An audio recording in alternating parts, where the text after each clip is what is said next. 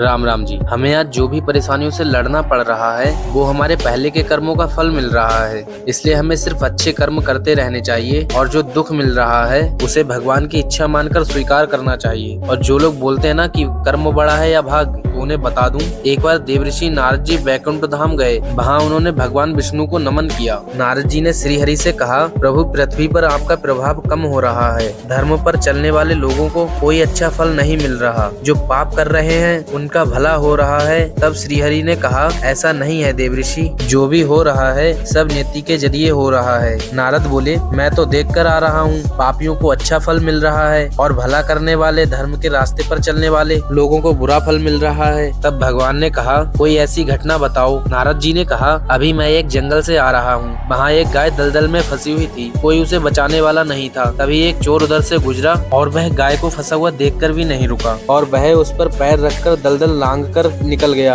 आगे जाकर चोर को सोने की मोहरों से भरी एक थैली मिली और थोड़ी देर बाद वहाँ से एक वृद्ध साधु गुजरा। उसने उस गाय को बचाने की पूरी कोशिश की। उसने पूरे शरीर का जोर लगाकर उस गाय को बचा लिया, लेकिन मैंने देखा कि गाय को दलदल से निकालने के बाद भी वह साधु आगे गया तो एक गड्ढे में गिर गया। प्रभु बताइए, ये कौन सा न्याय है। नारद जी की बात सुन लेने के बाद प्रभु बोले, ये सही तो हुआ। जो चोर गाय पर पैर रखकर भाग गया था उसकी किस्मत में तो एक खजाना था, लेकिन उसके इस पाप के कारण उसे केवल कुछ मोहरें ही मिली। और वहीं उस साधु को गड्ढे में इसलिए गिरना पड़ा क्योंकि उसके भाग्य में मृत्यु लिखी थी। लेकिन गाय को बचाने के कारण उसके पुण्य बढ़ गए और उसकी मृत्यु एक छोटी सी चोट में बदल गई। इंसान के कर्म से उसका भाग्य तय होता है, इसलिए इंसान को कर्म करते रहना चाहिए, क्योंकि कर्म से भाग्य बदला जा सकता है। और मनुष्य नहीं समझ पाता, इसलिए वो पाप करते रहता है और परेशानियों से लड़ते रहता है। अगर मनुष्य पाप छोड़कर अच्छे कर्म करे तो उसका भाग्य बदला जा सकता है। ऐसी ही और वीडियो देखने के लिए वीडियो को लाइक करें और हमारे चैनल को सब्सक्राइब करें। जय श्री राम।